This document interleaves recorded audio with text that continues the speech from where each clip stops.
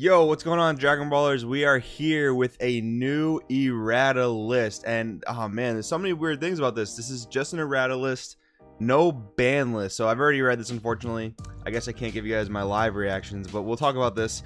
I actually had a video planned where I was gonna do like a ban list wish list or a ban list discussion, like talk about all the cards that people have been worried about and discuss them, see what the merits are to banning them or not, kind of give like some logic to it, but I didn't expect them to drop this so soon. It's pretty crazy. You know, we have what, like 3 weeks till set 8, and they're giving us this pretty early, which is really cool. I'm really happy they're on top of the ball, giving it to us early. I kind of wish they gave us a little more time, just I guess for my video, but no, this is still really cool. We're getting it early.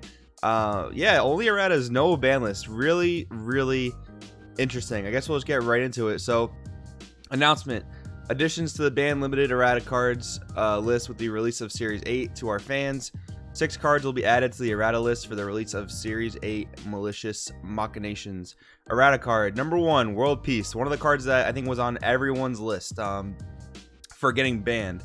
And the way they errated it, they probably should have just banned it, but let's just read what it does. So the errata adds a restriction to what you can revive, only to an energy cost of 3 or less. So basically you have to pay 4 energy, or you can, you know, free cast this with 4 energy if you're a Shenron leader, and you can revive a 3-drop or less. So they made World Peace very bad. So I mean, this is just an overcosted way to revive things. The thing about Child's Wish was that you were bringing back a 3 cost for 2 energy. You were bringing back something overcosted, which was super high value. Assembling the squad, it's really strong because you bring out something from the deck of equal value. World Peace used to be crazy because you would just bring out whatever you wanted from your drop area, as long as you had the appropriate amount of energy. Now that they're making World Peace overcosted to bring back an undercosted creature, I can't see this card really ever being played. It's really crazy to me how they this should have just been a ban, in my opinion. It's just not worth it. I don't think the errata headache is worth keeping the card around, because it is just like a struggle for new players. You know, a new player comes in, buys the Shenron structure deck, they see World Peace, doesn't do quite exactly what they want it to do. It's a headache, it's annoying. So really, this card just got so power crept, so ran into the ground. I don't think they should have. I think they should have just banned it, but we'll see the reasoning they give.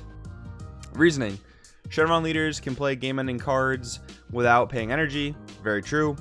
Then use the energy they do have to further establish their board, making it extremely easy for them to win games. A staggering number of cards are playable with this effect, which will greatly affect card design going forward. I really do appreciate the reasoning here. I think it's a great thing they do with these errata ban lists. Give us reasoning as to why they're, you know, what their thought processes are. I like that a lot. And typically, when they've given reasoning for stuff like this, they tend to not cross that line again. Think of like Flute. Think of like Mecha Frieza. When they give us reasons for why they ban those things, I think they kind of understand that in the future those design decisions are not cool. So it seems like they're steering away from allowing Shenron leaders to drop crazy strong boss monsters. They might be running away from that type of win condition. So they might not really want Shenron decks to be playing Gogeta 7. They might not want Shenron decks to be playing Kaioken, Victory Strike, things like that. So if that's the case, sorry, it's really early, guys. If that's the case, I like that a lot. I do like that a lot, especially with Shenron triple attack. Shenron was one of my cards for contention when we were going to do that video. I'll probably do the video retroactively, but I'll talk about it later. So the fact that they're going to stop doing that with boss monsters and Shenron decks, I like it a lot. Next up, Plead for Salvation. Same thing, with an errata cost of with an energy cost of 3 or less. So very interesting. This is always a card that I use as like an example of what a quote-unquote fair World Peace would be, but I do understand it, because, you know, Shenron can play basically colorless decks because their ability to free cast things. We have dual colors coming out, so they just get a lot more synergy with that. This thing can bring out Kaioken, Son Goku, 7-drop, and it could also bring out Victory Strike, because those are both green battle cards. So I understand the Plead for Salvation hit kind of seems like a smack in the face, because I did always use this as an example, but I makes sense. Again, should have just been a ban, and the reasoning here, same idea. Shenron can play crazy big boss monsters to establish a board without paying energy, and the number of cards playable are staggering, so they cut it. Porunga, Savior Namekians. Oh man, my opinion, Shenron leader should be on this list as well. Spoiler, it's not. This is probably the weaker of the two, in my opinion at least. So the errata, same thing. So the ultimate of Purunga is basically a free world piece, and they restricted it to an energy cost of 3 or less. Now a few things here. So that's just spoilers. It's going to do it for all of the preset 8 erratas. There's no bans on this list again, so they are basically making all Shenron decks low to the ground decks, right? Because you can only revive three costs or less, especially the Purungas. So Purunga Veggies, a deck that a lot of you might not have heard of, which I'm actually surprised that I didn't see more of it in Nats. Super strong deck. Assemble a squad in Nakaba, leader ability, free world piece in Nakaba. I guess we can call it Child's Wish at this point. Free Child's Wish in Nakaba, free Child's Wish into the new Champa from the draft box that says pay an energy, discard 2 cards, give all your aliens and gods double strike plus 10k. That deck is still very, very serious.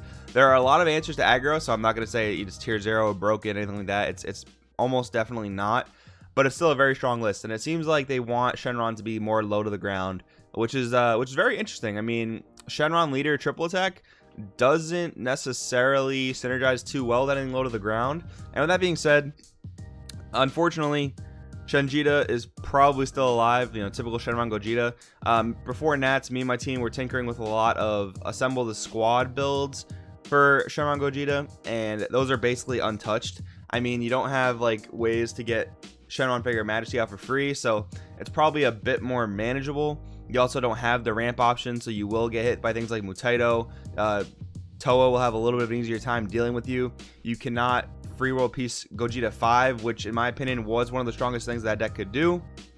Luckily, you can't free world piece Purunga anymore unless you do get to 4 energy and you want to pay overcosted for a battle card, which again I think is really, really bad. I don't think anyone will play a world piece for a long time unless something really broken comes out for it. But yeah, it seems like they want Shenron to be low to the ground. Shenjita is still alive, which is really disheartening. You know, they missed a few cards on this ban list, in my opinion at least.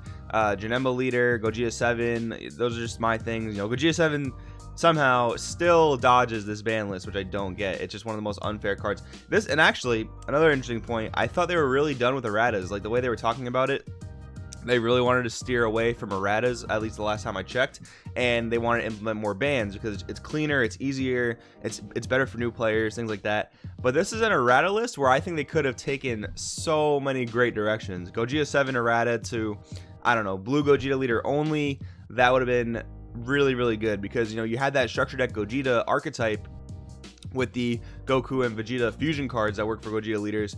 That's how they want you to play Gogeta 7, at least from the design standpoint. I mean, I can't necessarily speak to that too much because maybe they did want Gogeta 7 splashable, but they made that archetype around it, and it would have been really cool if they would have just stuck to that archetype, left it where it was. Other things that like could have been errata potentially, I don't know. People said like objection to blue leader only, but I don't necessarily agree with that one. But my point is, they decided to do a very large errata list, and they could have taken this opportunity to do a lot more. I am pretty happy with what they've done, but I think they missed some stuff, and that seems to be the story of every ban list. They do take the right directions, but they kind of short toss it a little bit. They do a little bit too little of a job. We'll go over the set 8 ones real quick. So some of the important cards you need to know about going to set 8 that are being errated. I hope they're able to print the errata text on these cards, but we'll see. So for the SS4 Son Goku, a heartfelt plea, they errated it to give it a cost. So if SS4 Son Goku heartfelt plea isn't in play in your battle area, choose one of your red battle cards, 25,000 power or more, placed in the owner's drop area. When your leader card activates Awaken, you may play this card from your hand. So before, this didn't seem to be a cost, so you could just play multiple of these in the same turn. So yeah, reasoning, using this card's skill multiple times in a row created an unforeseen interaction. We're issuing an erratum for the card so that it can be used the way it was originally intended. Grade 8 baby, ultimate evil life form. They just changed a colon to they just changed a comma to a colon, which is typical for their cost stuff. Not a big deal. Android 21, the beautiful scientist, pre-errata, did not have energy exhaust. Now they're giving it energy exhaust. Don't worry though, guys, we are getting a blue-green battle card that ignores energy exhaust if you have a blue-green energy.